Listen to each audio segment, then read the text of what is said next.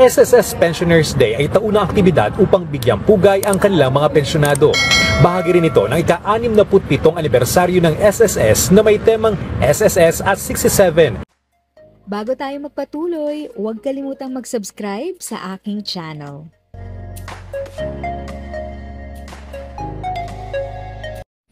Thank you sa pag-click ng aking video. Good day po sa lahat ng ating SSS pensioners. Sa mga bagong viewers at napadaan lang, by the way, I'm Tita Eda. Welcome to my channel. Ang channel na maghahatid sa iyo ng dagdag kaalaman tungkol sa government services, bagong mga balita at informative videos na galing sa legit na resources. Mag-subscribe na para updated ka.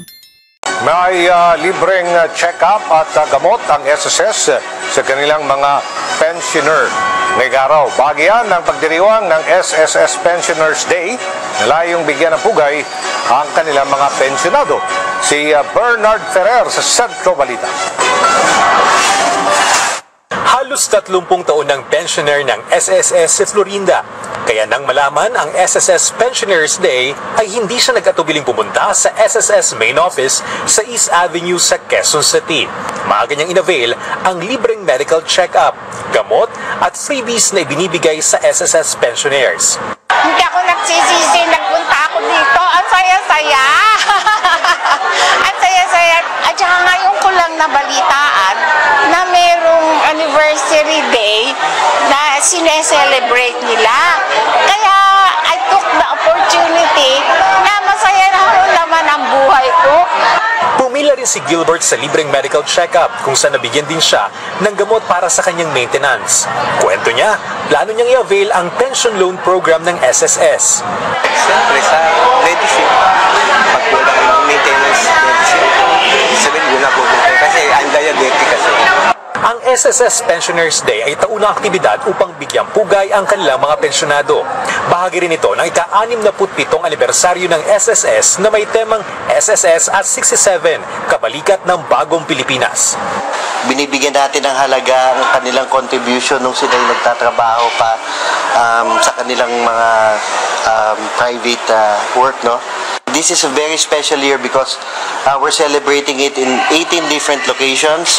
Inilunsad din sa aktibidad ang SSS Kwentong Pensyonado Campaign na pagdiriwang sa mga kwento at karanasan ng SSS pensioners. Ang gagawin lang nila is pupunta sa my.sss and isi-share nila ano yung kwento nila pagiging pensioner sa pagiging pensioner ng SSS. So there will be a grand prize winner na 67,000. Tinalakay din ang pension loan program ng SSS. To avail of this, ang calculation yan is it is up to 12 times your monthly pension plus 1,000, not going beyond 200,000. Pero meron niyang kailangan sa calculation is may matitira dapat sa inyong about 47.5% ng inyong pension. Sa ngayon, marami nang nag-avail ng pension loan program ng SSS na sinimula noong 2016. Tiniyak naman ng SSS na maayos na ang napapamahalaan ang pondo ng ahensya para na rin sa kinabukasan at benepisyo ng kanilang mga miyembro. Bernard Ferrer para sa Pambansang TV sa Bagong Pilipinas. If sa tingin mo, natulungan ka ng video ko na ito, nakasave ka sa oras mo, you can click yung thanks button at any amount ay malaking help sa pag-grow ng channel ko. Yun lang po muna ang aking update. Sana ay nakatulong na dagdag kaalaman ang aking shinare today. Ang goal ng aking channel ay mag-create ng awareness. Kung ganitong mga topic ang gusto mo, panoorin mo ang mga videos ko na ito.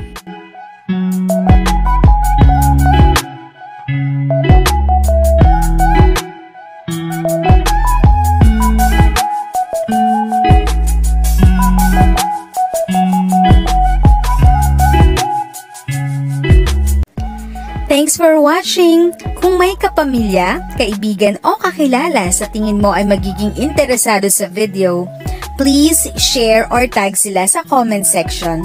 At syempre, if nagustuhan mo ang video, i-like mo na ito at subscribe ka na din. As always, feel free to write your questions, comments, and opinions respectfully. And continue to be a blessing and stay safe!